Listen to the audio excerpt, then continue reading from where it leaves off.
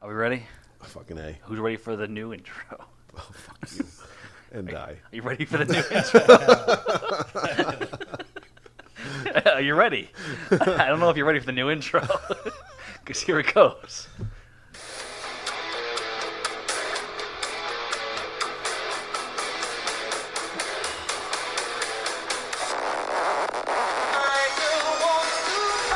Yes! Awesome! I can deal with this. Let it play out for a while. Okay. Greetings, folks. I'm Dan. And I am Eddie fucking Murphy. I still think Sanford and Son fits us better.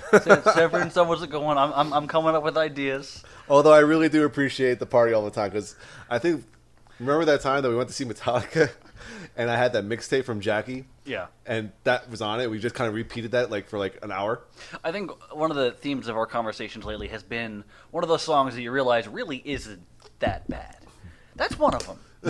Plus it had Rick James in the video, and it was awesome. Yeah. Not a bad song. But that has nothing to do with this. So, as we stated before, we are so-and-so. Welcome you to episode 77 of the Shred Shack podcast, your weekly, actually sort of weekly source of news and uninformed yet heavily biased opinions pertaining to all things heavy metal.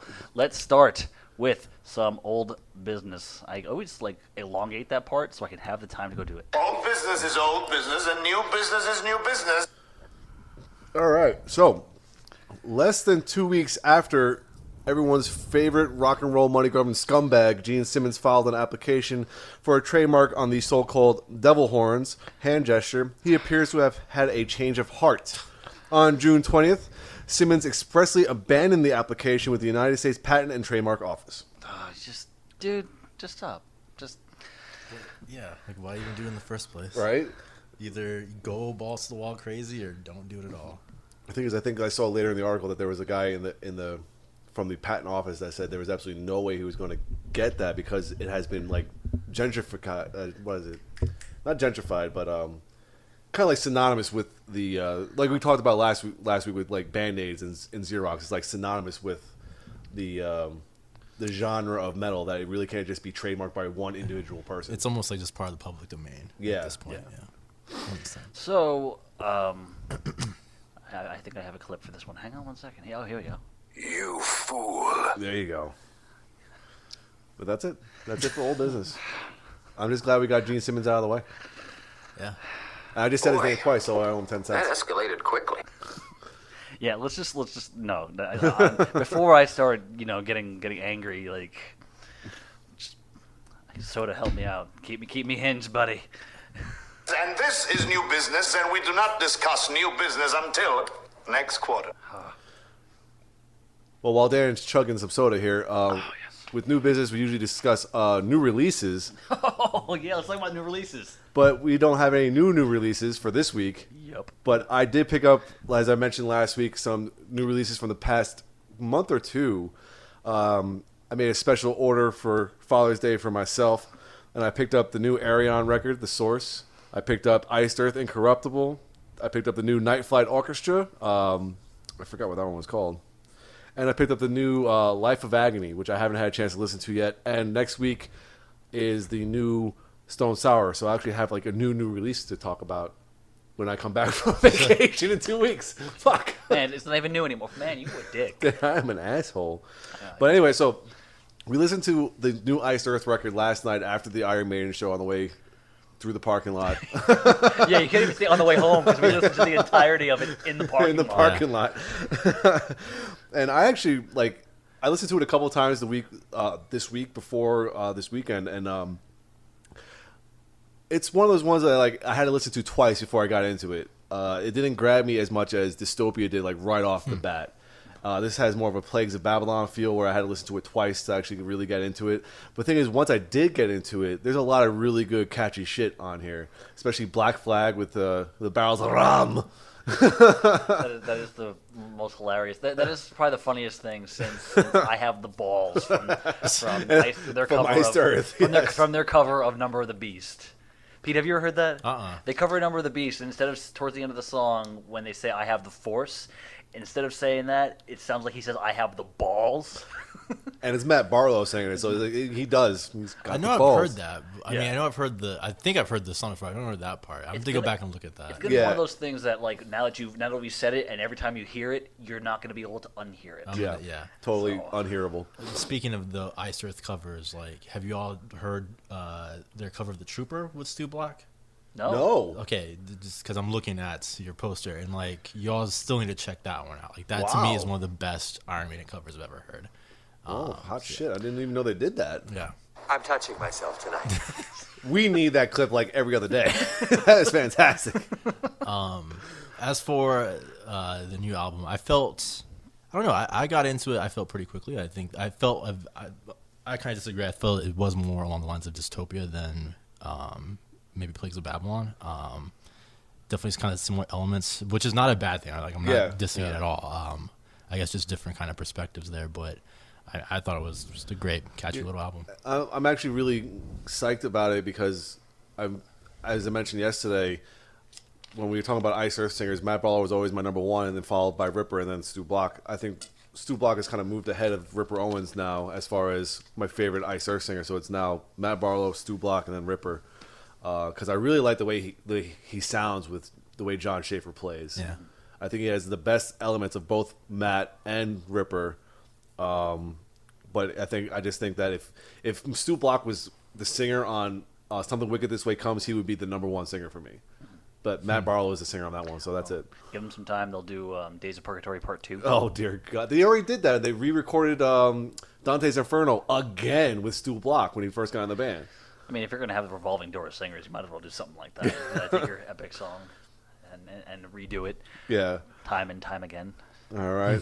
The Night Flight Orchestra record, the new one, I mean, I've been jockeying this band for a long time now. I think Pat just finally jumped on the bandwagon recently. You know, he had his Arsenio Hall moment, and and it's just good 1970s hard rock made in 2017. It's fucking incredible stuff. I mean, if you're a fan of that kind of like throwback sound, definitely check this goddamn band out. Plus, it's fucking Speed from Soilwork doing his clean singing the whole time. It's great. I haven't heard anything from them at all. Oh, dude. Period. I just keep hearing you like year after year. Like, maybe you should listen to them. I'm like, yeah, I'll get on that. Yeah. I'm working on it. Yeah, I know. It's on cue. I get it. Them alongside Ghost. Well, at least you fucking saw Ghost, but Yeah. we'll talk about that later. Yeah. Oh, and then the last one, I didn't get to listen to the whole thing. I think I'm like maybe 3/4 of the way through it. Is the new Arion record, The Source? Sploosh. I don't know. I think we talked about this last week, and it's taking me a little time to get into it because I feel like I heard it before. It's not. I don't think it's that because like with Arion albums, with anything that Arion does, there is always several strains that are common throughout. A lot of his leads, a lot of his rhythm work, it is very similar regardless of the project he's doing.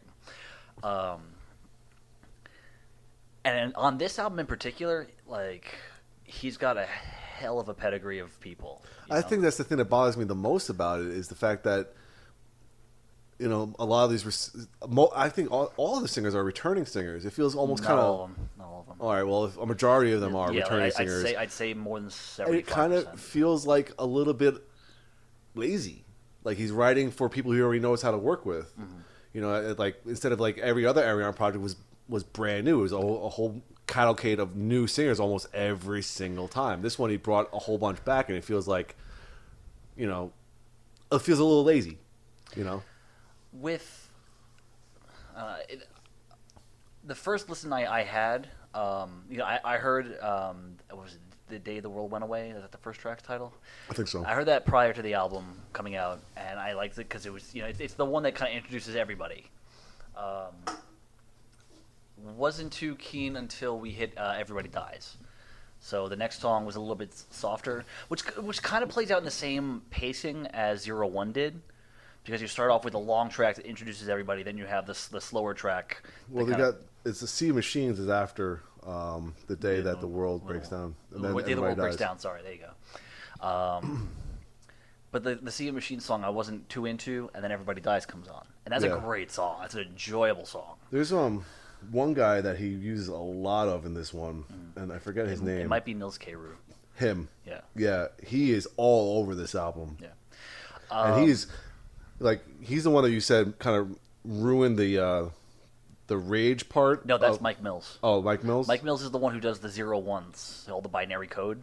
Oh, okay, yeah, that's Mike Mills then I'm talking about. Yeah. Because he's all over this record, like I said, and there's so many different layering projects that he does on this one that actually that's my favorite part so far. Well, that's the thing. Like, what I like, what bothers me about the fact that I haven't gotten into this album immediately is the fact that he's taken so many strong talents and he has brought out. He always brings out the best in his vocalists, and this is no different.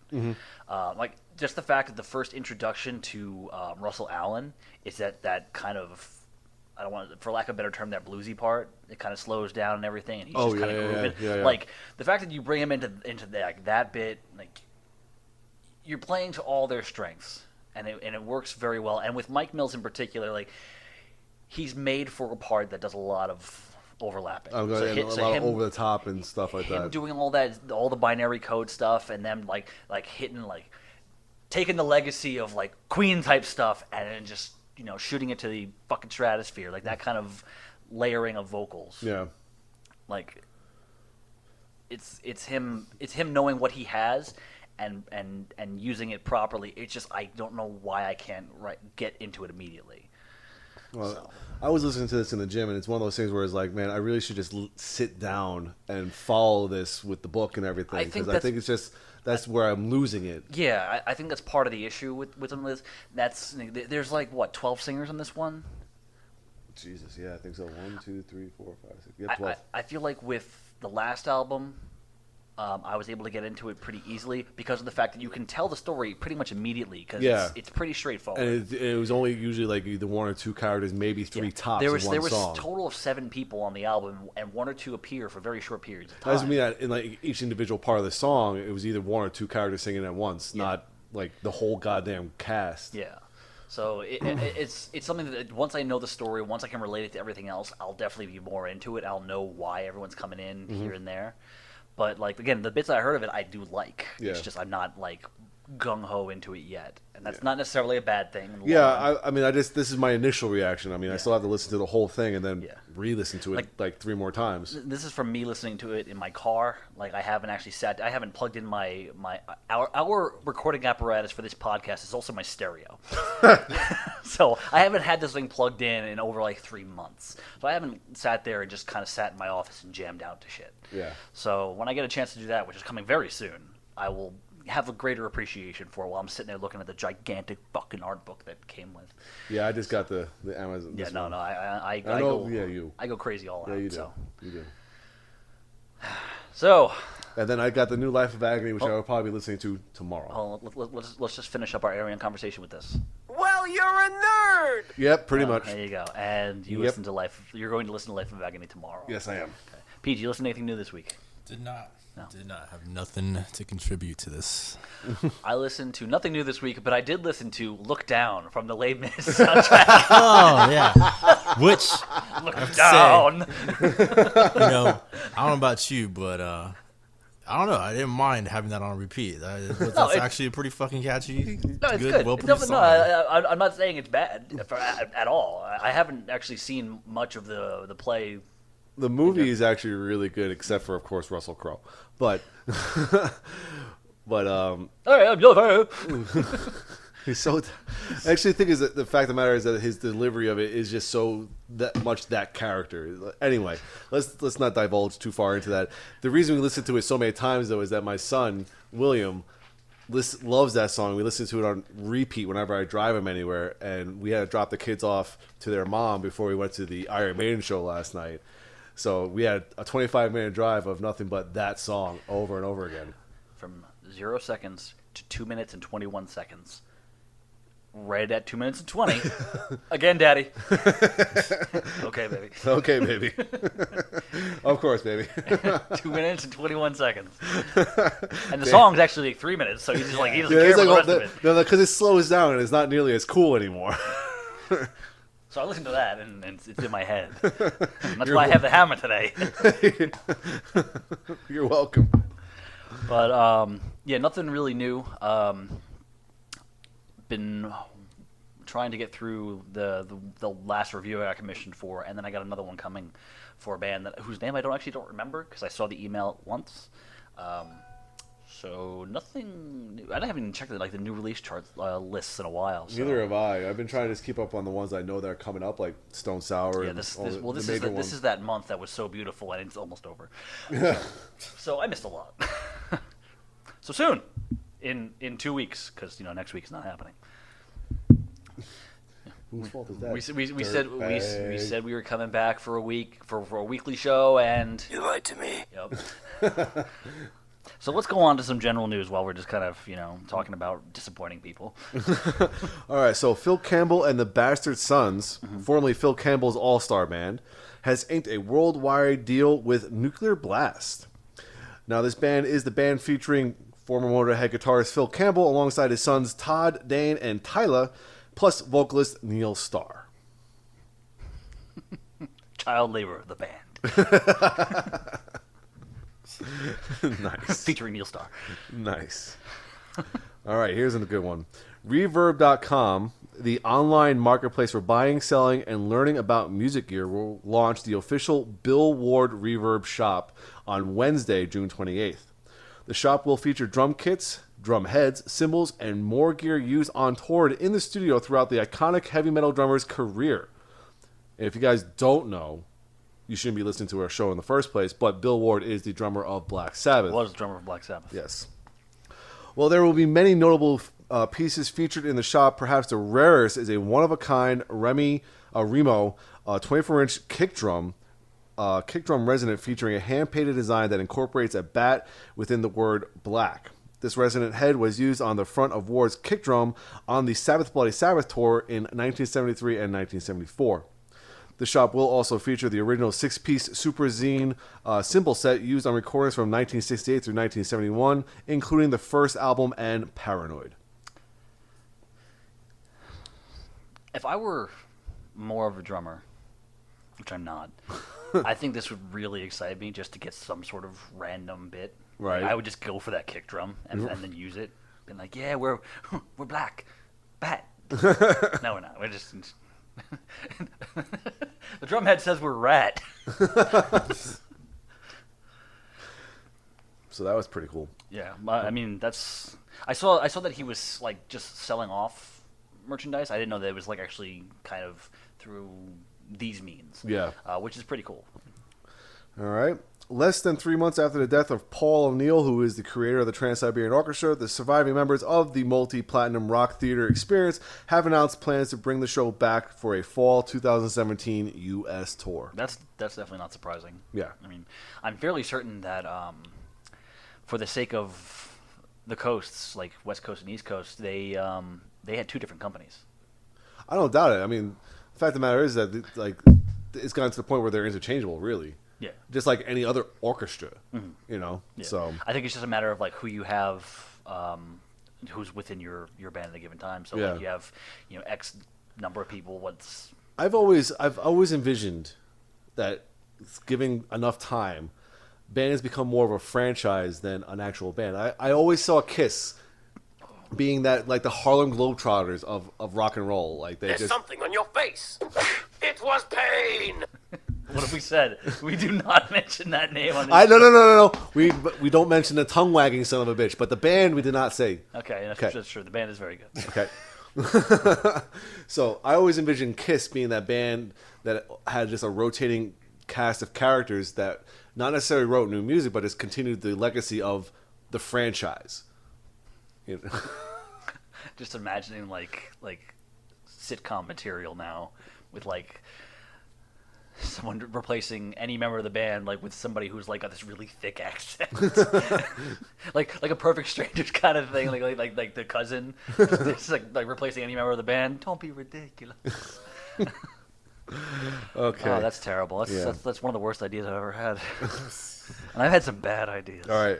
Here's one last bit of general news here, and I just have it opened up on the Blabbermouth site because I didn't have time to copy and paste it. But According to Metro, Napalm Death's Spotify streams rose by a staggering 228% in the first 2 days after frontman Mark Barney Greenway tried to teach well-known British politician Ed Miliband to sing in a death metal style live on the radio. Okay, I didn't even know that happened, but that's badass. And B, you know that only took up about half an hour of someone's time. This is also true. This is also very true. Hold on, wait. I have a Napalm Death song on here. Let me play it for you. Give me 1 second. Here it comes. Ready? Here you go. There you go. 228% up. That's literally a Napalm Death song. That's awesome. I fucking love it. But that was just a cool bit of news that I thought was awesome. Because apparently he went on what the deal is here is that the politician hosted a discussion on BBC Radio 2, and it was on Wednesday, asking why does anyone like death metal? And he was joined by Greenway, who tried to give the former Labour Party leader a lesson in the difficult singing style. He was brought on to the show to discuss the topic as a stage dedicated to the death metal genre is making an appearance. The stage was there was a stage at the Glastonbury Festival for the first time ever, and it was a topic of conversation on the radio show. So they brought Greenway in to talk about death metal, and he tried to give him a lesson in death metal singing. So that's pretty awesome. What? Just the ways that metal finds its way onto mainstream shit. Onto mainstream shit. Yeah. I'm just imagining the scene from Ace Ventura. The cannibal corpses. Oh, yeah. Like just something like that just kind of sneaks into the background. Yeah, like in Monsters University. You see that one? No. Monsters University. The mom drops these guys off. They take a field trip, and the mom drops these guys off. She's like, "All right, guys, I'm just gonna sit back here and listen to my tunes." And all of a sudden, Mastodon comes out of the speakers. It's fucking incredible. Nice, very nice. All right, so let's go on to some recording news. All right. Since Epica didn't like the idea of doing a double CD for their last release, they finally decided to release an EP with 6 brand new songs, which were created during the creative phase of the holographic principle. The Solace System EP will be released on September 1st via Nuclear Blast. Their album titles sound like some of the nerdiest shit on the fucking planet. Yeah. Well, have you actually read some of their goddamn lyrics? Yeah. No, not yet. I will before their show in September. That's right. Because I'm going to that. And plus, you probably would need to understand what they say before, because you won't hear them because you're at the Alamo City Music Hall. Quick thing, actually. Yeah, that's true. Which is going to be a goddamn shame. I know Lindsay's going to be mad because... She's never been there, has she? Well, no, and she loves Simone. Oh, Speaking of Simone, I wasn't paying enough attention to like the cast of the Arion album as I was listening to it. I was saying before that they're using all the singers to their strengths. Perhaps not so much with Simone, because I thought she was Anarchy. Oh, well, Yeah. I love her Sounds too. sounds very much like Anarchy, whereas I love all of Simone them. is operatic Yeah. and should be used operatically. Yeah. But yeah. Anyway, carry on. Carrying on. The Haunted will release their 9th studio album, Strength in Numbers, on August 25th via Century Media. The disc was recorded at Parlor Studios in the UK with producer Russ Russell, who's worked with Napalm Death, Dimmu Borgir, and The Exploited. I thought the Haunted broke up, or like did they go on like I hiatus? thought the same thing. So I'm actually, I thought that they had broken up as well. So I'm Yeah. not sure either. I remember the last thing I remember from them is like 2006 time. Yeah. So I mean, maybe they've been consistent. I don't know, but cool. I like their stuff. So This one I'm interested in. Clutch will release a box set titled Psychic Rockers from the West Group Friday on June 23rd, which is this coming Friday, via Weathermaker Music. this past Friday, isn't it? Yeah, It was this past Friday. That was 2 days ago. Shit. Well, I got June's over, fucker. Gotta spend some more money. Anyway, Psychic Rockers from the West Group is a 5 CD and 1 DVD package that contains El Rojo from Clutch's instrumental blues jam side project, the Bakerton Group, Strange Cousins from the West, Earth Rocker Deluxe, which has 2 CDs and 1 DVD, and the latest Clutch release, Psychic Warfare, which I haven't picked up yet. This is a limited release, hand numbered, and signed by all members of the band. Wow, dude, I'm fairly certain that you're just jizzing all over yourself right now. Well, good thing is that if I do get this, I can give you my copy of Earth Rocker because I already had that one, but I don't have the deluxe. So Yeah, I'll put them on the list next to Ghost and. you really should check out fucking Clutch. They're really good. No, I was gonna I've say, heard like- I've heard a song or two of theirs, so yeah, just not really crazy into them yet. Like I really liked Earth Rocker when that came out. I want to say that was like 4 years ago now too. Yep. Shit. Yeah, and you picked up that that vinyl they did when the singer from Clutch did with Vinny Appice, right? Yep, I did. Fucking badass. Like, I mean, if you can imagine Clutch being more clutch. Is he as clutch as Adam Vinatieri in the Super Bowl? No, just Clutch being more clutch. That was How much my more joke clutch can it stood be? on its. The answer is none. Blacker than the blackest black. Times Times infinity. All right. Moving on. Speaking of Black Sabbath has announced the 10-Year War, a limited edition vinyl box set.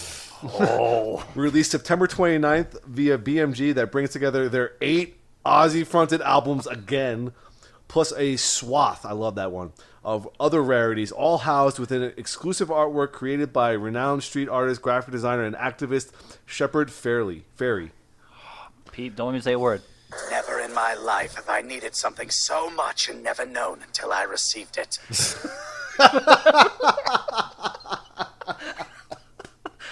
Wow! Yes, that's Yeah. right. On the nose.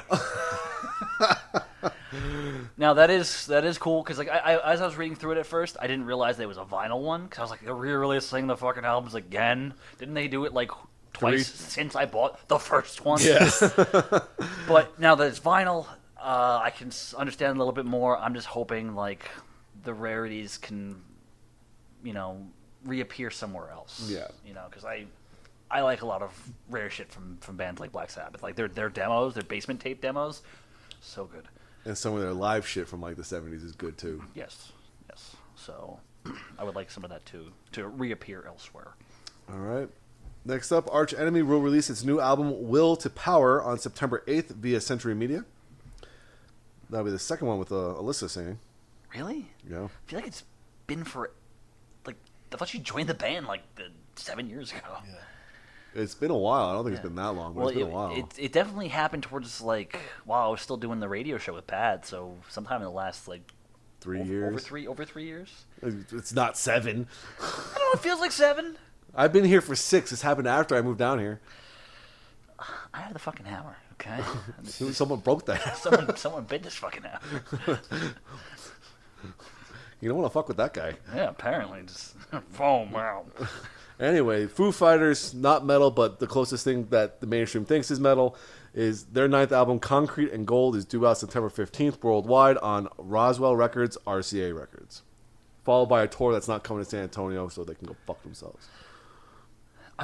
I guess haven't they like every single time they've released an album, they've done a tour and then gone on hiatus and then. No, this last one is the Sonic Highways one. Is the one they did the HBO show on. Then they went on the hiatus. I think that was a joke because that was like last year. Oh, I don't know. No, I love the Foo Fighters. They're a great fucking band. Live show, everything about them is fantastic. So We'll tell you about that live show when you go see them again. Oh wait, they're not coming here. yeah, well, y'all can go fuck yourself. Pete, tell them. Yeah, Pete, come at me. No. And I'd rather get kicked in the dick 1,000 more times. So let's. We have a crowdfunding tracker. I did. Let's go on to our crowdfunding I tracker. did. I found one. Okay, so hardcore fan Mary Riley suffered a broken jaw and lost several of her front teeth during a pit accident while watching Vane set at this year's Sound and Fury Festival at the Regent Theater in Los Angeles, California. The band themselves decided to help out with her expensive dental surgery by releasing a T-shirt featuring photos of the brutal aftermath of the injury. It's actually awful. It's fucking terrible. But you can also go help out on GoFundMe. Though be warned, the photos of the injury featured there are not for the faint of heart. Huh. Like it's like Wow. yeah. Yeah. That's pretty rough. Yeah, she got fucked up. It's like that's the T-shirt is a photo of that, right? Yes, Okay. several of them actually. that's- But as of right now, the goal is $6,000. They're just past halfway. They're at $3,575. It's like that Ghetto Boys album cover where one of them got shot in the eye and it's them rushing to the emergency room. Or the Mayhem cover. Yeah. Yeah. Sorry for the blood. But yeah, so we got crowdfunding. No, but that's always cool. Yeah. Always cool to help out the fans who get. I mean, has there ever been a description of what happened? Yeah. No, I mean I don't think this is like one of the ones like that other one where that girl actually like got kicked in the face like on purpose. Yeah. This is like I think this is a legit accident because there hasn't been much like mentioned of the accident itself. Just the fact that the band is taking care of it or helping to take care of Okay, it. so this isn't some dude high kicking with his steel tip boots and shit. Yeah. No. Yeah. Douche. No, but that's always cool. So Yeah. good on Awesome. the band.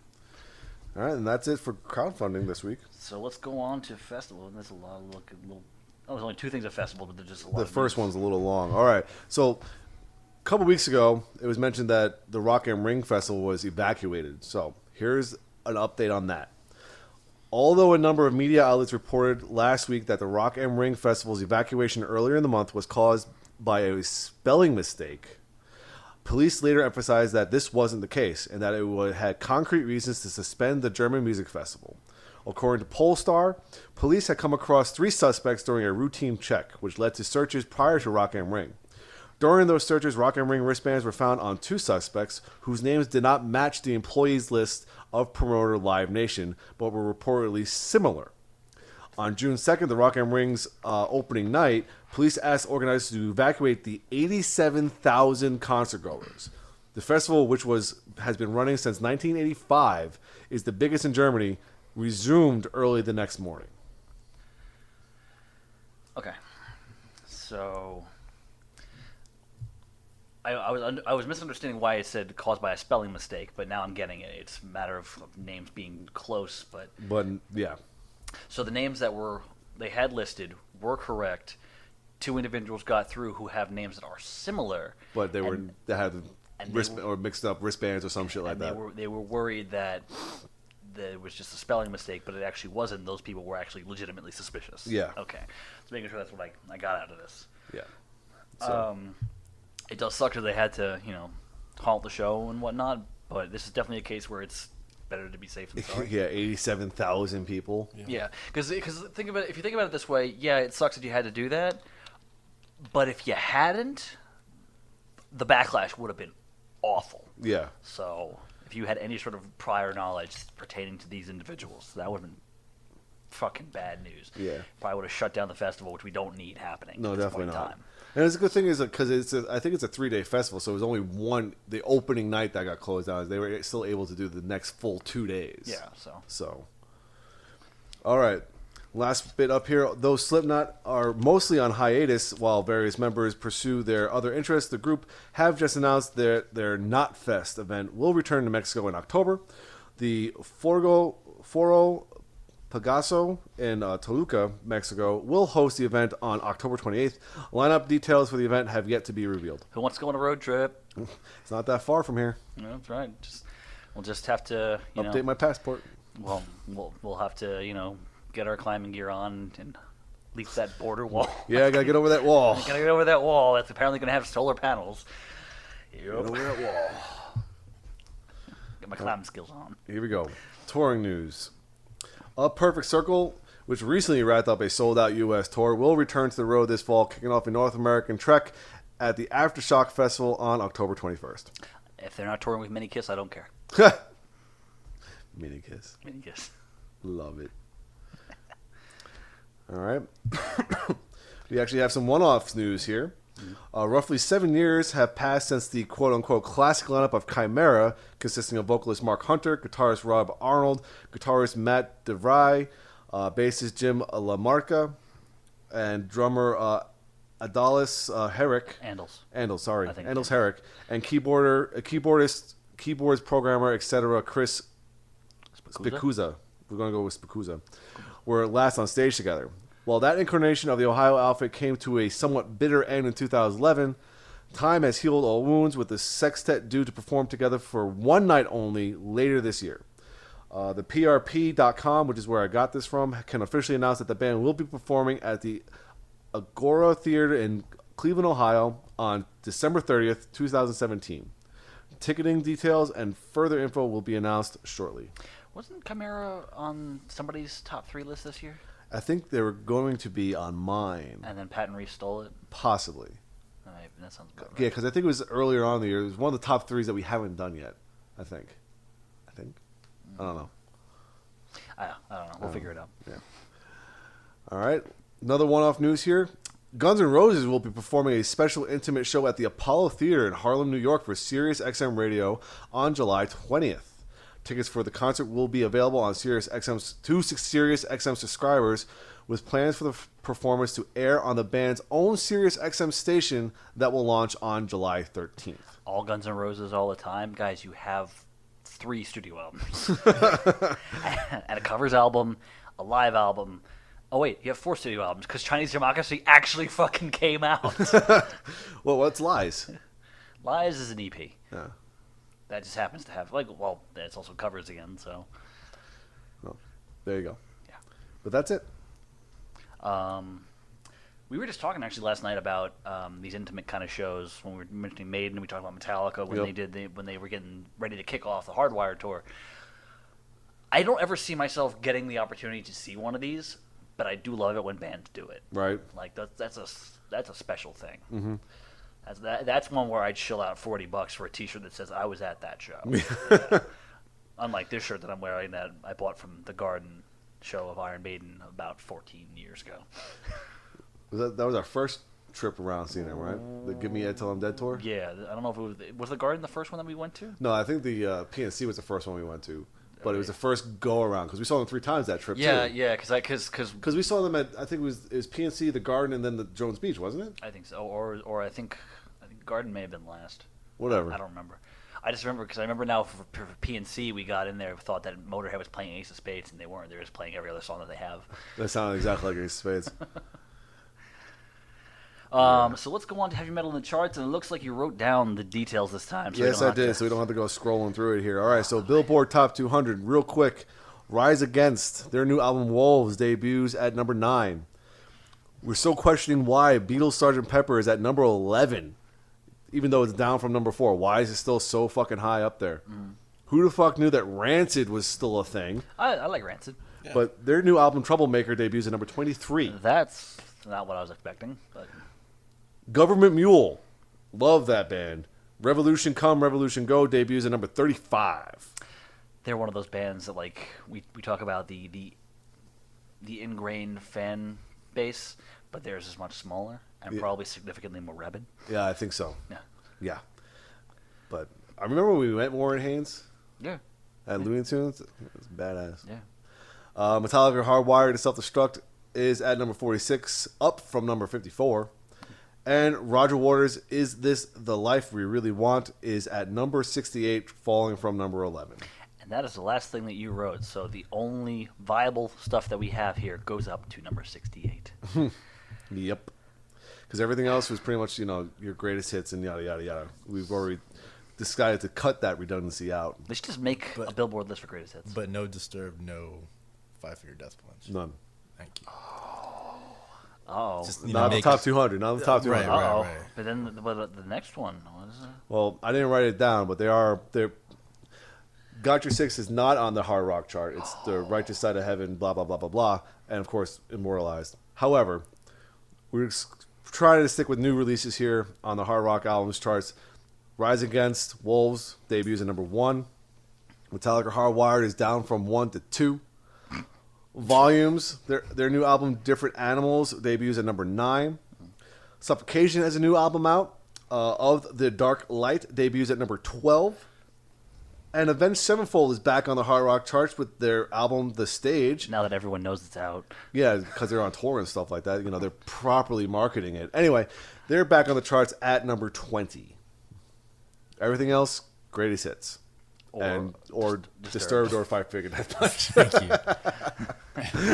That's right. No talking! No new crap! Taking care of business now! Or there's also a couple Metallica records on there. I think Master of Puppets and Black Album, of course. Mr. Black. Yes! Mr. Black. There it is. Okay. So that was a short show. Well, I think we kind of saved the bulk of the show for right now. Yeah, let's start the blustering off just right. Ready? Oh no!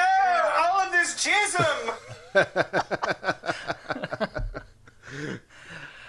That clip can be used quite a lot for this upcoming discussion. So we mentioned last week, we posted pictures last night. The three of us all went to go see Iron Maiden at the AT&T Center here in San Antonio last night. It's been a long time coming. We bought tickets months ago. It's the first time that Chris and I have seen them in 5 years. It's the first time Pete has seen them. Yep. And they were touring with Ghost.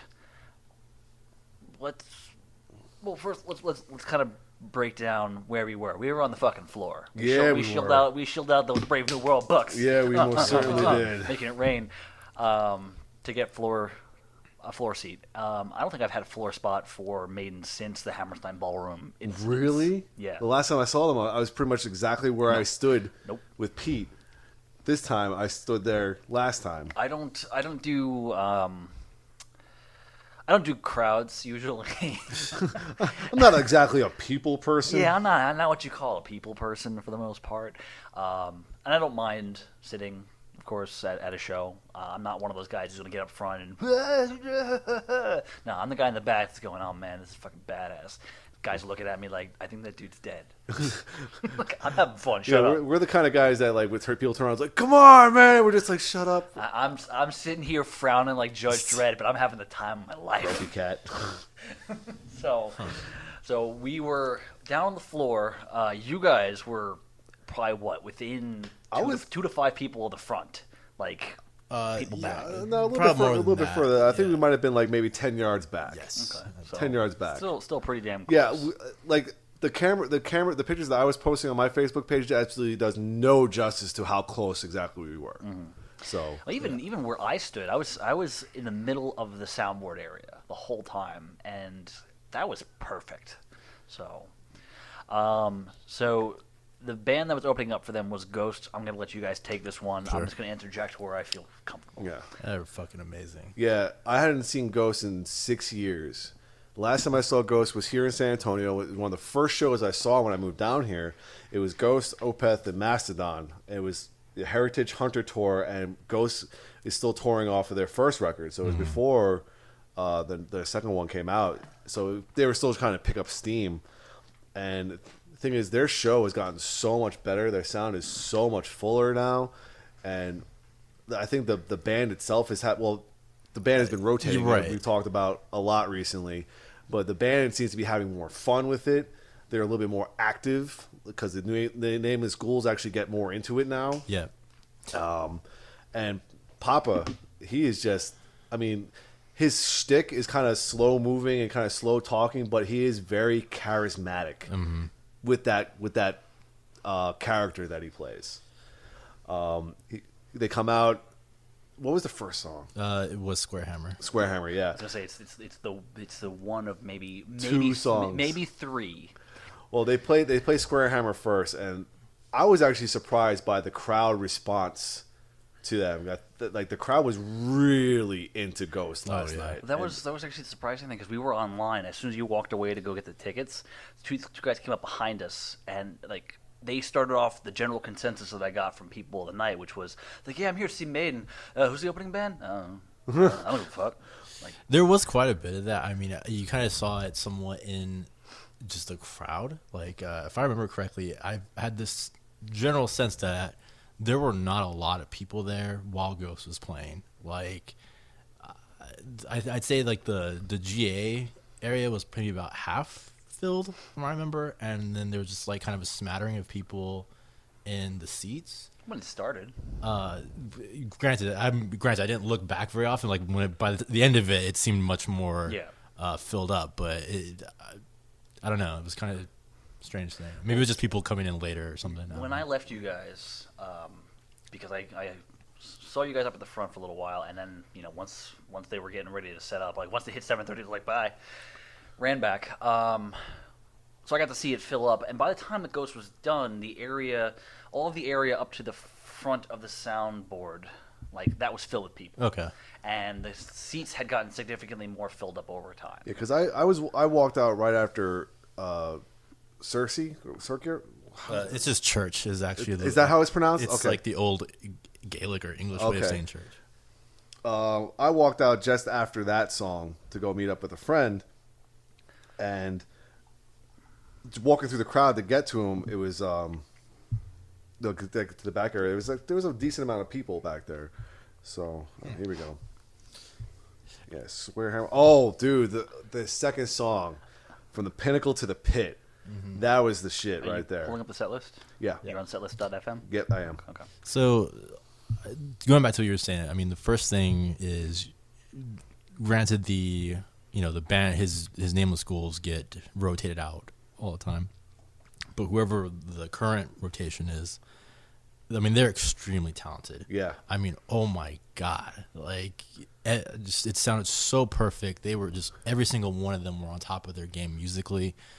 And like you said, that I think they've kind of the group that he has now seems to understand the role. Like they are just Papa's band, and they're there to just kind of perform as that. You know? And they just roll with it and they have fun with it. And there's like these little like interludes. I think there was one that was right before church where they do like a kind of like a faux guitar duel, and even that was cool just to watch them, even though there's no dialogue or anything like that. Just they're very emotive. They're very into their character, and it makes for a very enjoyable experience as you're watching them. Yeah. And right as I think he switched into what Dan describes as his sexy magician outfit. Papa went from the Pope outfit to the sexy magician outfit right for church, I think. Right. And then I left, and then from what I heard in the hallway, Year Zero sounded fucking incredible. It's one of my favorite tracks that they have done. And then Absolution, and then I didn't really expect them to play Mummy Dust. I thought that was like kind of like not necessarily a throwaway track on that album, but more of like like kind of like a backtrack. And then of course the last track was Monstrance Clock, which is a great track, especially at the ending, Right. with the group singing "Come Together," Lucifer's Son, all that good stuff. It's fucking. I want to see this band headline, and we missed that show that came by this Right. past October, unfortunately.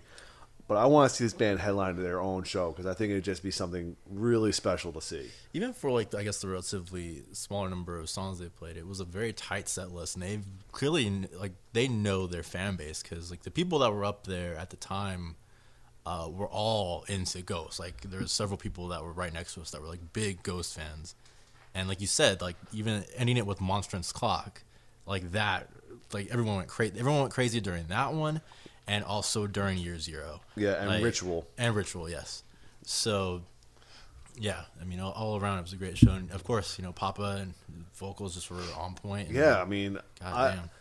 man, he's just a really good character, and like he's really able to carry the presence of that band as him, like just by himself, really. Cause seeing like we talked about the rotating members of the band, really the band is Papa, Right. and just him carrying that whole thing forward is awesome. I think he's great. I think, them playing to this kind of crowd, I had kind of a brief conversation with someone that was up there, and I think you're right, Dan. There was like quite a few people there that probably didn't know anything about Ghost at all, but the sound of Ghost is so accessible, to people who are fans of, say, Iron Maiden, because it's not super heavy. There's no growling vocals. It has kind of these ties to classic rock and maybe a little bit of psychedelic rock here and there, and so it actually plays to the demographic for Maiden fans. So hopefully, when we were talking about this, it was like, you wouldn't think of a combination like that for like a tour, but it works. And plus the subject matter is all, it's all Satan stuff. I mean, if anyone's a fan of Number of the Beast, they're going to want to listen to something like Ghost. Right. It's just a different version of the same thing, pretty much. Sexy Magician. Are you guys done? Yes. Okay, because now that we've gotten through this, Oh no! All of this jism! here comes the outsider perspective. Because I am technically not a Ghost fan. I have only heard a couple of tracks, and I saw it from halfway back. I was able to absorb the entirety of the set in one shot. So I'll run through a couple of things. Their stage setup, fucking amazing. Yes. Like the background The and backdrop, everything. yeah. The backdrop was great. The layout of the stage was perfect because you pretty much had, at a given time, you had the X with the nameless ghouls, and you had Papa run across the front, and then you had the string musicians kind of run here and there.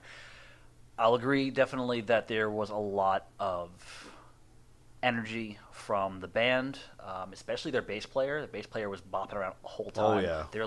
I would say their lead guitar player definitely had a lot of showmanship. There was a lot of waving to the crowd like thank you, all that kind of stuff.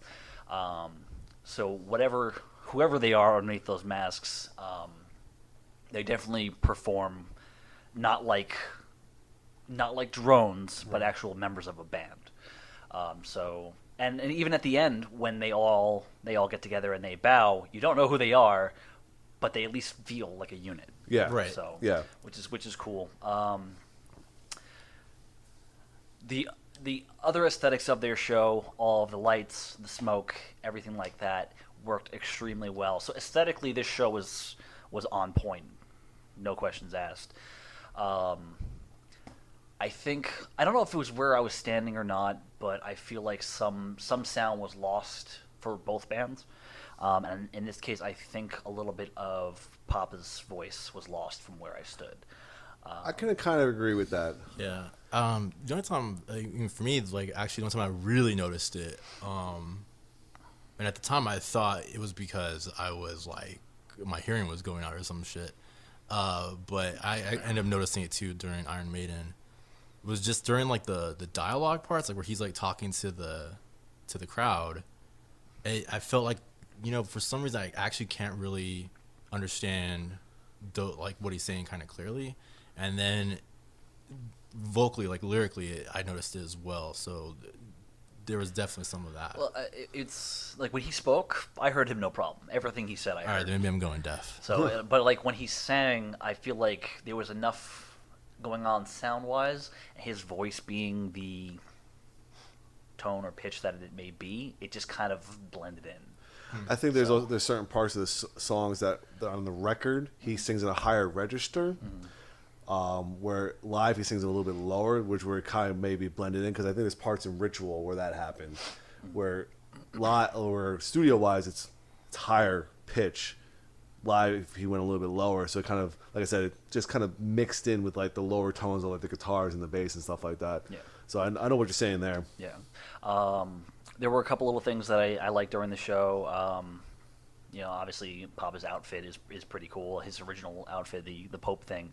I left to go to the bathroom at some point, and I come back and he's in a sexy magician phase. that was my first thought. I get down to the bottom of the floor. I'm like, oh man, he's gonna show some magic. With the fingers and everything. Jesus. That's actually something that I'm partially a vision that I'm partially stealing it from a comedian. You ever heard of Bo Burnham? Yes. And he does the whole thing where like his dad accuses them of being too flamboyant, and he just like does like this. His response involves waving his hand and glitter comes flying out. I forget the actual joke, but that's what I'm thinking of. Just so, but just generally, Papa's presence, despite not being necessarily energetic, is just, as you said, charismatic. His random talking was very funny. Pretty endearing. He could have, towards the end, done the female orgasm speech a little bit shorter. Yeah.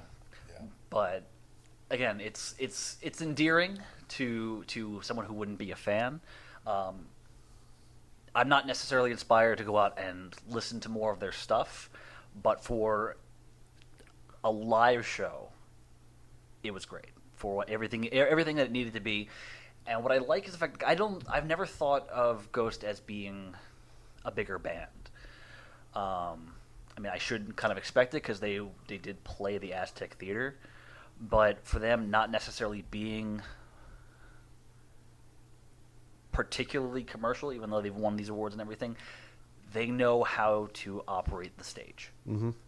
They like not to the same degree as Iron Maiden did, which we'll get into, but they knew how to set up the stage and have it all worthwhile.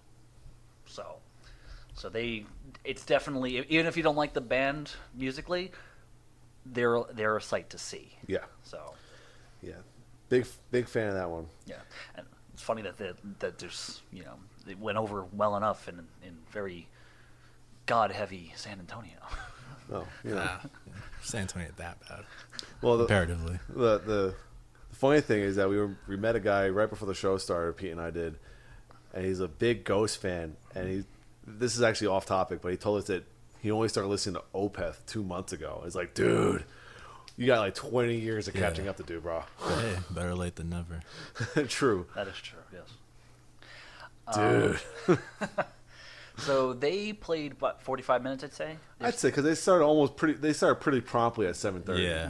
Well, 7:30. I left you guys at 7:30. So Oh. they went on about 5-10 minutes later. All right, whatever. But they played a good 45 minute set. So yeah, Ghost got off the stage. They started setting up for Maiden, at which point in time, I'm getting they don't really unveil the set until the lights go down. Oh yeah. And like they kind of give you a little video to distract you. They know us. Shiny objects. Just of course, as soon as you hear Doctor Doctor, it suddenly just becomes. You're excited. Feel these nipples. Yes, Bob Costas. And like I hear the song starting, and everyone's getting excited and everything. And I look back, and then there's you, kind of like running down the stairs, pat me on the back, and run up front.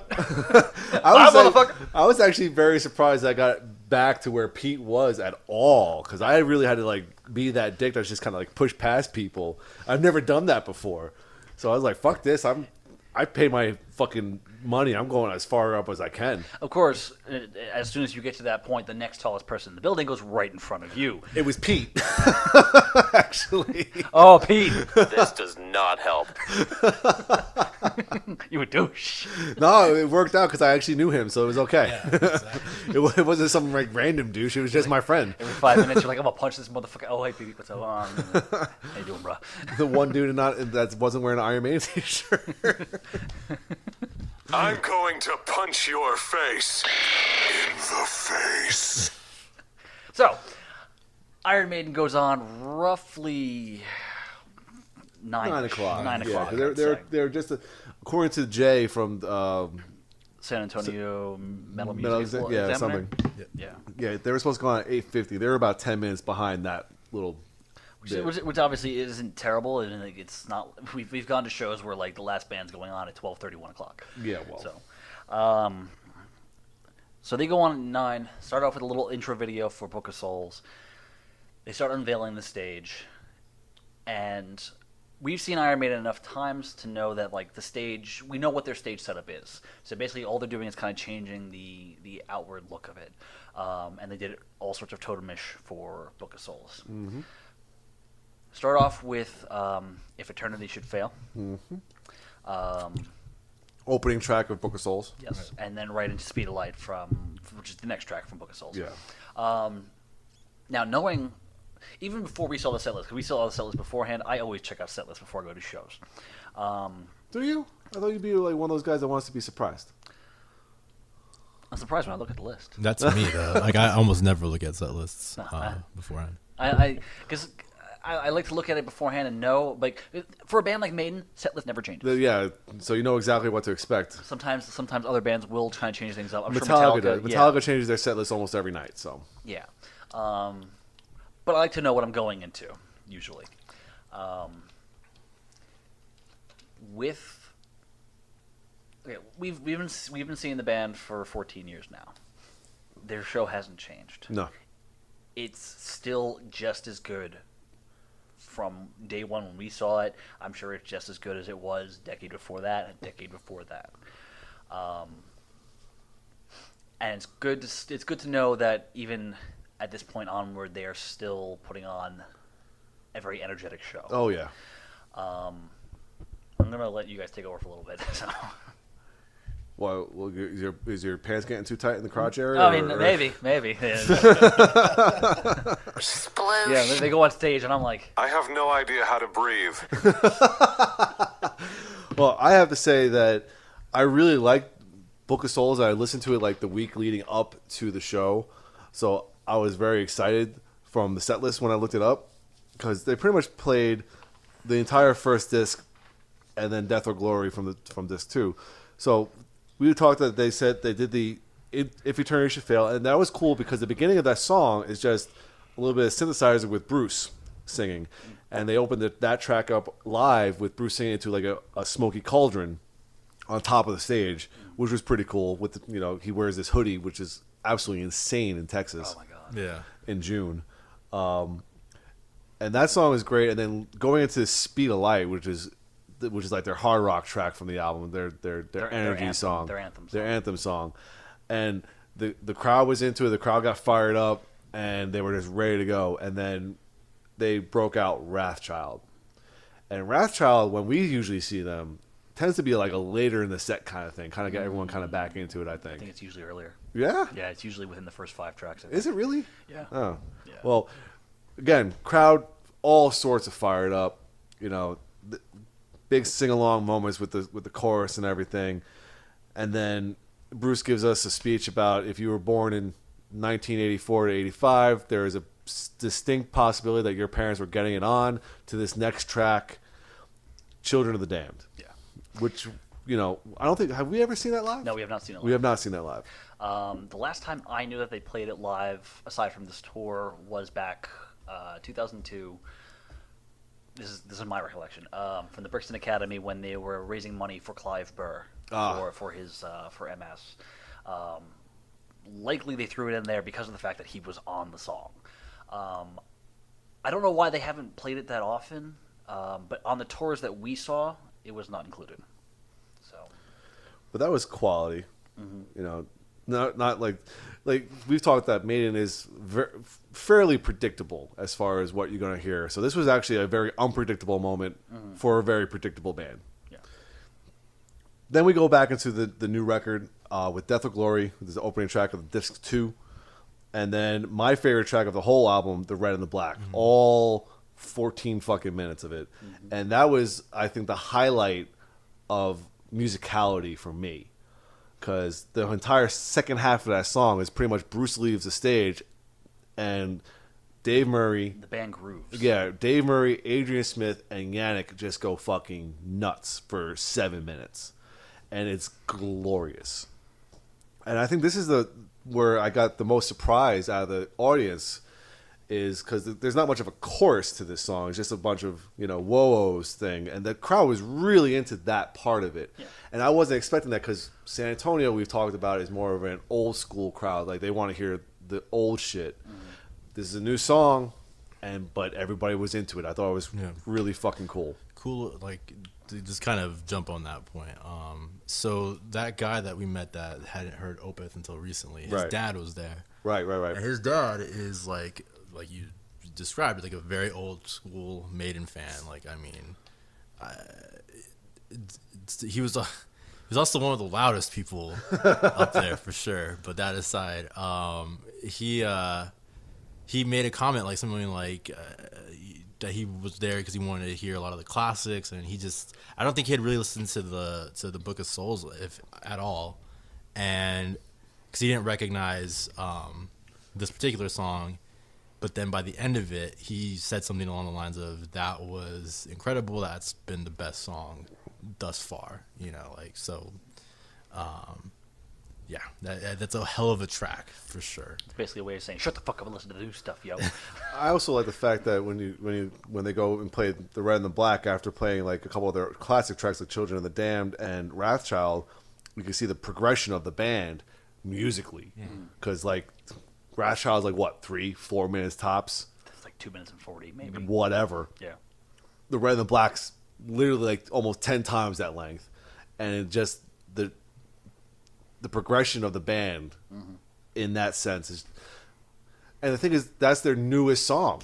I mean, they've been doing this for 40 years, and they're still expanding their sound to this new level every single time they release a record. and it's not like Slayer releasing the same album year after year after year. These guys are still trying to work on something new. So I think just that and the appreciation of that part of it from the crowd what actually made the show for me. And that was halfway through the show. And then we still had the whole second half of the show to go. Yep. Second half of the show starts off with my favorite Iron Maiden track of all time, which is The Trooper. That was the other song. We had mentioned on the 10-feet drive from one spot to the next. That there were a few moments during the night that it felt like there was like missed sound cues. Trooper was the one where I feel like somebody's guitar was strangely louder. There was something going on sound-wise there, like that it just sounded staticky. Something like that. There was just some sort of issue there that I was like, what the fuck is that? It was that and the cues for Blood Brothers that I was a little unsure about. But again, my favorite track from Iron Maiden and The Trooper kind of like sets off the pace of the second set here, or second half of the set. Yeah. Because then they follow that up with Power Slave. My favorite thing about that is that Bruce didn't wear his traditional mask. He wore a fucking Luchador mask. Yeah, he rocked that the was Luchador so hard. Loved that. Yeah, that was awesome. That was awesome. Because normally he has like the big feathery like I don't know, Native American or it's like a chicken mask or something. Yeah, I don't know. It was cool. That was really cool. Yeah. Then they followed it up with two more new tracks, The Great Unknown and The Book of Souls. This is where I think the set kind of like slowed down a little bit, because I wasn't too familiar with those two tracks, I guess. Yeah. But then of course they pick it right back up with Fear of the Dark. I mean, who doesn't like Fear of the Dark, and who can't unhear Van Canto when they do that? I can. And of course the Iron Maiden. And this is where they brought out their new Ed the Head behind Nico's set. And Well, first let's talk about. I think it was during Fear of the Dark that they brought out the stand-up one. yeah, Was it during Fear of the Dark or was it Book of Souls? it was Fear of the Dark. 'Cause it's always during one of their classic ones, so it was Fear of the Dark. Okay. This has definitely been the most fluid moving of their tall eddies. Yeah. Their standing eddies. Always fun to see them do like a whole lot of actions with the band. I think this is the first time I've actually really seen it interact with Bruce, because there's a whole bit where he goes up to the whatever you call it. The ramp. No, the whoever's in the suit Oh. goes up to it, grabs it through the chest, and pulls out a heart, Right. which he then squeezes out blood onto the audience and everything.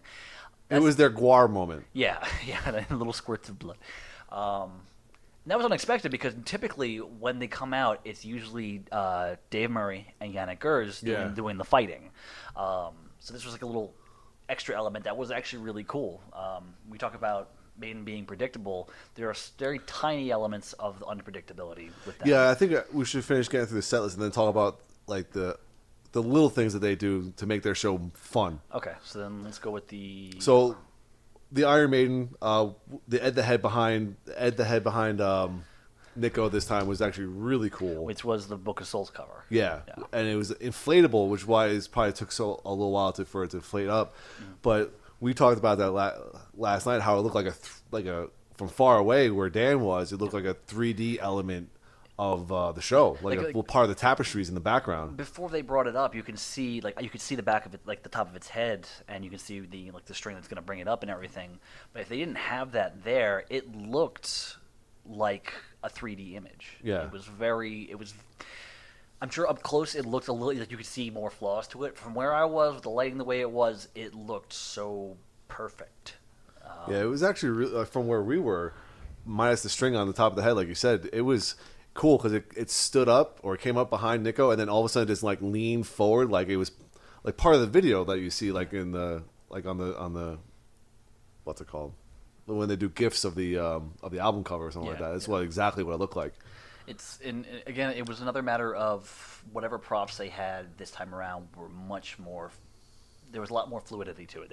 They didn't seem so clunky, and they were just kind of like, they were. It felt more alive. It was their production value went up a little bit, which is amazing this late in the game. Yeah. Like someone came into some money. All right, so Iron Maiden ends.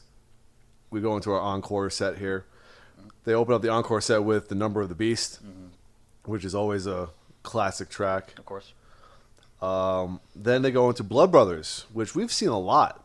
I've seen a handful of times, yeah. Yeah, because they were playing the Blood Brothers the tour when Dio passed away, so we saw that a couple times. And this one, of course, it was more geared towards unity and people and stuff like that, given what's going on in the world and stuff like that. Yeah. So it was very appropriate and awesome. Although I think this is where you said that they had a couple of miscues, maybe. Yeah, I feel like when they started off the song, maybe somebody jumped ahead a little bit, and I think Bruce may have started off the singing a little bit too early, too late. There was definitely a point where you're used to hearing the studio track, and someone was just off. So I don't know what it was, but yeah. And then the closer of the show, "Wasted Years," which I happen to love. It's my favorite Maiden song. I love that song. So, but that was the set list. Now let's talk about some of the things that they do to make it more fun. I was saying before about Ghost and about owning a stage. Last night I sat there and was going through the motions about thinking about Iron Maiden, and in my not so humble opinion, I think that Iron Maiden is the epitome of heavy metal in every way. And one of the things that's great about them is their ability to use a stage. You have every last bit of it. Everything's covered. Everyone's doing something. Even the band members who are, getting close to their 60s, they're still putting so much energy and joy into it. It's probably the most fun I've seen the band having.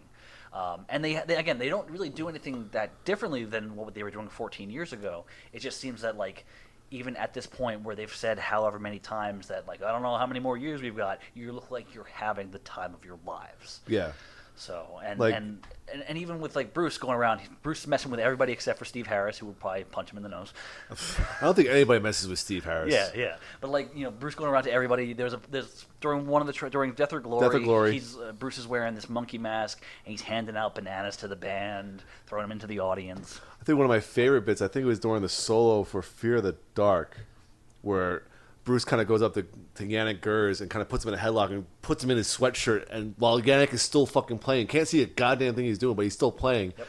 And he's punching him in the face. And like I said, it looks like a bunch of fraternity brothers just having the time of their lives up there on stage. And they've been doing this for 40 fucking years. It's incredible. That's what I was asked. How old are they? I think Dickinson's the youngest. I think he's 54, 55. Yeah. I think Nico's the oldest. He's got to be pushing 60. The thing about Nico is great is that you don't see what he looks like except on the screens until the end of the show. You're there's a drummer back there, but you don't fucking see him.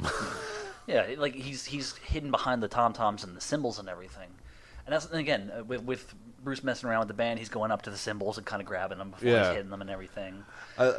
With some of the things that you mentioned that made it fun, like Death or Glory, Bruce came out with the monkey mask on, and then there was monkeys, inflatable monkeys flying from the ceiling for some reason. Yep. Which was really freaking fun. It's just little things like that Maiden does that kind of takes the piss out of it. Yep.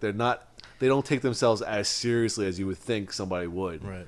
They're not like the black metal bands who are Satanism all the time. Some of them, yeah. Some of them, yes. It's probably decreasing nowadays. Yeah, but the thing is, Maiden is really having a lot of fun and really just kind of making it just so much more fun to go out and see a fucking show than some other bands, Yeah, I got hit in the head with a monkey. I had no idea what was going on. Just say when I'm pushing 60, man, I just hope I can fucking rock like that. Goddamn. Right? And of course, their set is always full of fun things like pyro and the smoking cauldron, and it took me forever to realize that the totems on the sides had their faces on it from the cover. I totally didn't even realize that until the very end. All right, so I'm gonna ramble for a little while. Oh shit! Here we go. Let's turn our microphones off and just let Dan go on. It goes with what I was saying before, because again, at shows, when I'm watching, I tend to sit there and just kind of watch and retreat into my own thoughts. And I'll say again, I think that Maiden is the embodiment of heavy metal. Yep. They are commercially successful without being technically mainstream. They have stuck to their guns, but have like evolved. They have some of the biggest selling tours of a year, and yet so many people don't really know about them. Mm-hmm. Like, they are pretty much the spirit of metal to me. And the fact that they can continue doing what they do this far into their career and do it as exceptionally well as they do is a testament to them, is a testament to the style of music, is a testament to the fandom. As you were saying before with the whole thing about the new tracks and kind of winning over people with the new tracks, I feel like the band hasn't really evolved very much musically since the 90s. They're exploring the things that they were trying that didn't necessarily go over so well originally, because they started changing their sound with X Factor. What they With sound Blaze like now, Bayley. yeah, like it's a damn shame because like the albums like Book of Souls, like Matter of Life and Death, they reflect what they were going for on X Factor. And it's a shame that they did not go over so well because of what was going on at the time. Bruce being out of the band, Blaze Bayley coming in, them being so uncompatible as far as, you know, being able to say who's better, who's got this. Like, I'll say that Dickinson's always going to be the better singer. And I will point out the faults of those other albums and everything. But they've just kind of gone further and further into what they want to do, into this progressive territory, and it's worked. You know, I can't argue with anything that they do because of the fact that it's not led by anything else but themselves. That being said, obviously this is a tour in support of the album. When they come around again next time, and they're playing older stuff again, I want to know what the set list is going to be, because they're going to pull out some random stuff. They do these things like every other tour, right? I mean, they do a new album, They do new album, then they do old tour. They do an old tour. Like, we've seen the back in the day one, then we saw the last one. What was it? Somewhere back in time, the Made in England tour. Yeah, that's the one. Because we saw the Somewhere Back in Time tour. We saw the Made in England tour. I mean, what's next? Well, there really is no next at this point. That next it would be kind of like the Gimme Ed Till I'm Dead tour, Which was just pretty much like hits. Yeah, that was just like And randoms. that was just like let's scoop up a little bit of everything and just roll with it. Because they played. What's my favorite? My other favorite song? Why can't I even think? The Klansman. Yeah. On that tour. Yeah. So they were hitting a little bit of everything. That was post Brave New World, but before they started hitting Dance of Death. Yeah. And like, I want to know what they're going to whip out this time, because we've seen them do the old stuff. We saw the Early Days tour. We saw the Live After Death, Somewhere Back in Time era stuff. So we've seen it all. I want to know where they go from there. What I really would like to see is a tour of like the last 4 records. Maybe not so much Final Frontier. More like, you know, Matter of Life and Death, Dance of Death, which I thought was great, and the Book of, well, not Book of Souls, we just saw that, but like Brave New World up to Just Final get the Rock Frontier. and Rio DVD. Because honestly, like that's not going to happen this late in their career. I don't know, man. I mean, some of the songs, like, what's the one? What's the Benjamin one? What's the Reincarnation of Benjamin Reek. I love that fucking song. It's a good song, I would but- love to see that live again. I think what we should do for bands like Metallica and Iron Maiden is just come up with your ideal set list. That's not a That's- bad. That'd be a good discussion. That's a future discussion right there. That'd be a good discussion. Pick basically 15 to 18 songs, but that's another time. Wow, that'd be fun. But with Maiden, I like the selection of tracks that they did for the old stuff, because we know from every single time they do an album, it is technically 5 to 6 songs they pick from the new album to play. It's except for Matter of Life and Death, When they play the whole damn when thing. they played the whole thing, and then 5 songs which a lot of them were expected, because they, you know, Iron Maiden, Fear the Dark, Hallowed Be Thy Name, I think was played on that tour. They didn't play Run to the Hills on that tour, I'm pretty They sure. didn't play Run to the Hills on this one either. Yeah, they didn't play Run to the Hills on this one either, which I'm okay with. I'm sure the band's okay with that. But the choices that they did make, because they covered the first 5 albums, because you had their namesake song from the first one. You had Wrath Child from Killers. You had 2 from Number of the Beast. You had Trooper. Actually, they covered the first 6 albums because then you had Powerslave. Power Slave, and then you had Wasted Years. So they covered right up until Somewhere in Time, and then Fear of the Dark. And that's a good spread. And Brave New World with Blood Brothers. Yeah, just disregarding that, of the older stuff, that's a good spread. You know, for a new album tour, that's a good spread of stuff. Would I have wanted to see any other tracks from those albums done? Honestly, not really, because this again. It's a matter of the predictability of Iron Maiden. Like, you know what they're gonna play. You know they're gonna do. Although they do things for themselves, overall, they're still gonna be crowd pleasers. They're still gonna pick the ones that they know are gonna get the reaction, which is why the Trooper is always getting played. Which is why Power Slave is probably the ideal song to play from that album if it wasn't going to be Aces High or 2 Minutes to Midnight. We've seen 2 Minutes to Midnight a lot too. Yeah, with Killers, Wrathchild, everyone's going to know Wrathchild. So that bass line's going to set people into a fucking frenzy. Yep. Number the Beast, the addition of Children of the Damned was probably the best choice they had for that night. And that was probably at the expense of taking out like probably Run to the Hills or something else. Well, Run to the Hills they seem to have been keeping out for the most part. Hallowed Be Thy Name is caught up in some sort of legal bullshit. Yeah. Yeah. This is unfortunate. Invaders, you know they're not going to play. Gangland and Total Eclipse are not well known enough. 22 Acacia Avenue is while a great song, Yeah. I don't see them pulling it out. Same thing with The Prisoner. You go with something that everyone's going to know, and it's going to kind of knock them out. And Children of the Damned is the track. There was a part of me that was really hoping for 22 Acacia Avenue. Like, I was like, if that happens, I'm going to... Because, I think we could have walked out after that one. 'Cause Yeah. That's like the ultimate unpredictability from a predictable band. well, I was already kind of disheartened, like, because, like, right before the show started, like, Dan was talking to me and we had the discussion about set lists, and he was like, have you looked at the set list? He's like, no, I haven't. And of course, before I could say, like, I usually don't look at set lists before the show, Dan says, oh, well, they're not going to play they're not going to play Hallowed Be Thy Name. And I was like, fuck. Like, that was actually, like, one of the songs. Well, the thing is, I was really like, we hoping talked for. about that on the podcast, But, yeah. too. And that's true. Like, I didn't think about it until, like, they were going to play that anyways. So With that, there wasn't really no yeah. hope for that. Yeah. The inclusion of the song Blood Brothers from Brave New World I felt was important for the entire set list because, again, it's all focusing on new stuff and then a little bit covering the old. You needed something in the middle there, and it was more poignant than anything else. It needed to be there, I feel. Yeah, whenever they do play it, it's always for a reason. Yeah. So, and then, of course, they close it with Wasted Years. I liked the song to begin with. I started to just absolutely adore it after seeing it on the Somewhere Back in Time tour so many times, because we saw them 3 times on that tour.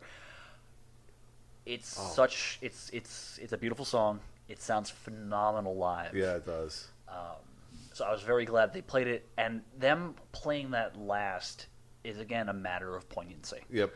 It's them, you know. It means a lot more now for the band than it did back in '86. So It's also better than close out than like with like Run to the Hills or anything like that. Where Again, it's a matter of like just kind of a period at the end of the sentence. A couple other tracks I would love to have heard that we've heard before, but I love them in a live setting is "Can I Play with Madness?" Yes. "Heaven Can Wait." No. I love that track. It's a good song. It's just I'm not crazy about it. I just love the middle part where like the whoa is in there because the whole crowd gets into it. Everyone's jumping around. I love that track live. Yeah. There's a lot of songs that they have that are very, very live atmosphere friendly. The Clairvoyant. Oh, The Clairvoyant has that build into we've the chorus. seen that one too. Yes, they like that can take down, you know, that can knock out the fucking stage pretty much. It's that's a good one. It builds hard.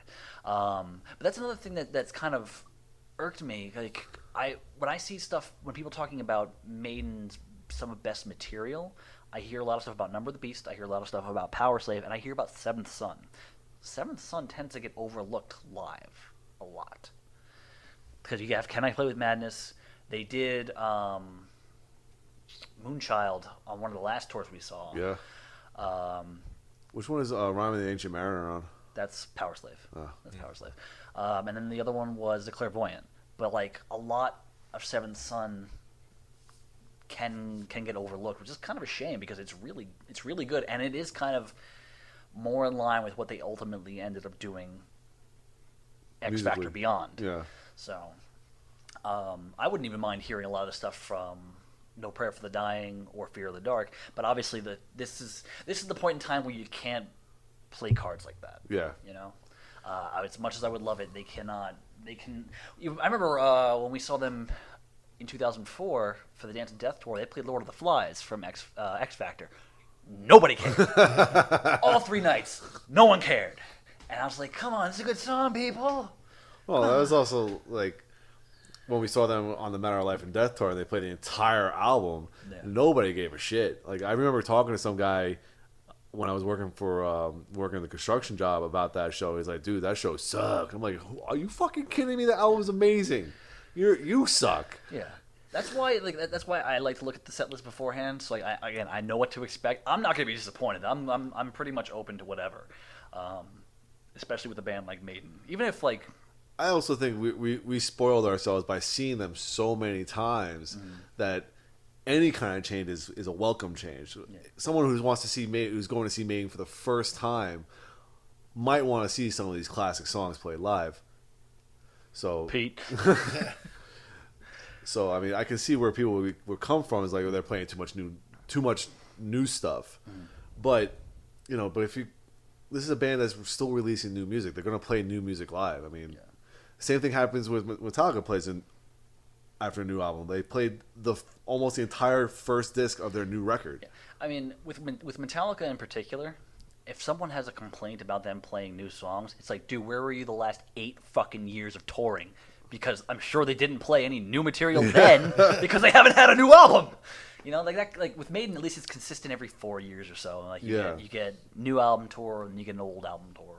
Whatever. Or a new or old theme tour. But for a band like Metallica, like they're gonna mix it up because they have it all in their little repertoire, and they're not making anything new anytime soon. Like we got Hardwired right now, we're not getting a new one until like 2025. so yeah. One last thing that I'm kind of bugged that you guys didn't mention. Since you mentioned that the Book of Souls thing was inflated, the Satan that came up during Number of the Beast was inflated. I needed someone. I didn't want to do it myself. I needed someone to go, "We salute you, half-inflated Dark Lord."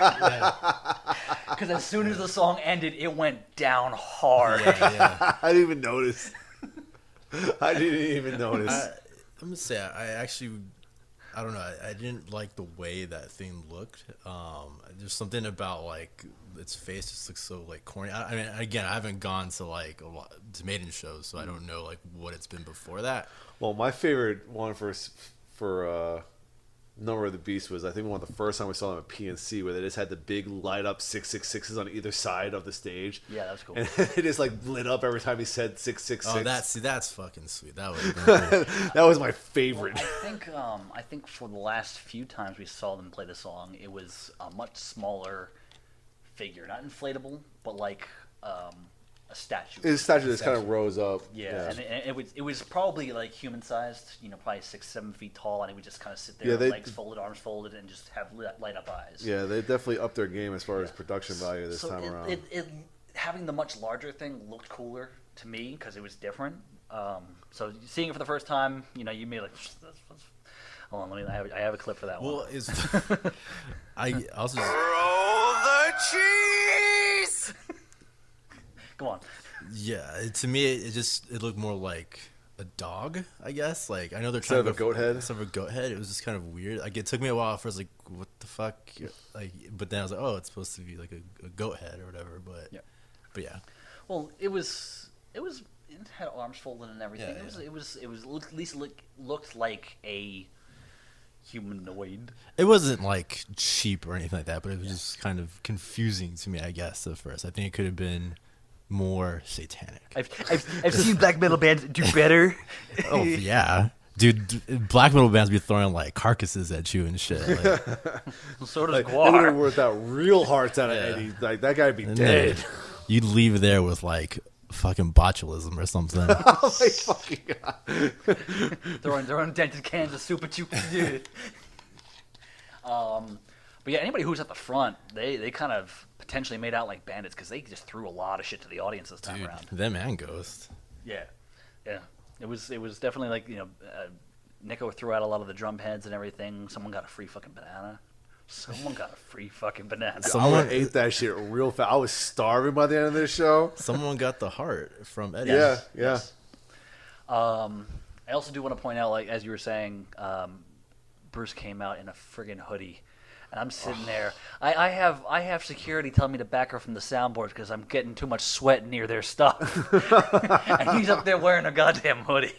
I'm like, no, dude. Yeah, he definitely sweat through like 3 pairs of pants. Well, he sweat enough for 3 pairs of pants, but only wore the one, so he was like drenched in sweat when he was done. Jesus Christmas. Yeah. That poor bastard. So let's basically sum it up. Iron Maiden, always an awesome show. You guys say that Ghost is always an awesome show. For me, an outsider, definitely worth a watch. It hasn't made me a fan necessarily, but it's, again, worth a watch. And Maiden's always Maiden. They do the same thing every time. I can't complain about it. And there's always little tidbits that are issues with their shows. Some little sound issues and whatnot, not being able to hear Adrian. But overall, Maiden never disappoints. And if he disappointed you, then you're a fuck up. One of the greatest things about it is that during our career of seeing Iron Maiden, 20 some odd times. I don't get paid for that. Yeah, well, I didn't get paid for drinking, but I can still consider it a career. Anyway, we've seen enough shows that almost every single show that we've seen over the course of 20, something seems to have always gone wrong. Something. The sound, the beer on the soundboard, the Eddie that didn't come up during Matter of Life and Death. The last tour didn't have too many. Well, the stage went off, right? That was the one at Madison Square Garden where Yeah. that was the. Well, let's say, because I don't remember the exact number. Let's say we've seen 16 Iron Maiden shows. At least 12 of them, something significant has gone wrong. Yeah. And this was one of the ones that didn't have any particular issue. Yeah. So it's always good to see, like, because considering how many times we've seen them, we always got kind of go in there with like a little bit of trepidation, a little like biting the knuckle, like And it's usually during certain parts of their set. It's like when Iron Maiden comes on, it's like Eddie's gonna pop up behind Nico. It's like, I wonder if he's actually gonna show up today. Yeah. Well, he's inflatable now, so you can't have that problem. But I will say, in relation to that, when they started to, when they finished up the song Iron Maiden, the first thing I see when the lights go on is just a beer cup go flying. I'm like, no, stop. Thankfully, it was going towards the stage, but even then, I was like, stop throwing stuff at the band, please. The band had a troublesome history with people throwing stuff on stage and them getting affected by it in some way. Well, they had a beach ball up there at one point. That's a soft thing. I'm pretty sure, like, one time, like, Bruce got hit in the head with some ice or something like that. And I think something like that happened at a show that I was at, I know. And he was like, don't do that. I will fuck you up. Steve Harris gets up there like... Just comes out with his bass and just starts, suddenly like there's a legit, like, gun in his bass. Well, that shit say that shit again. Say what again? What ain't no country I ever heard of?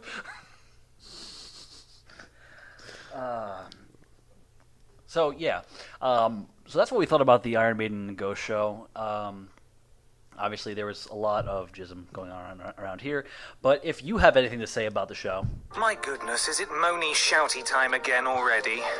let us know on the Facebook page, facebook.com/The Shred Shack, and I think that is where we're making our curtain call, because I think all of us need food, because I'm actually kind of hungry, but it's 10 o'clock at night, and therefore I will likely be going to bed. So, well, shut up. Threw off his game. Yeah. Completely off the game. So, until next time, I'm Dan Mack. I'm Chris Mack. And I'm Pete. What the fuck are we now? We still don't have a thing. And we are Let's Sanford and just go- Son. We'll end it with this. Whatever it is, Jack, we're number one in it. There you go. All right. All right. Dusty Rhodes.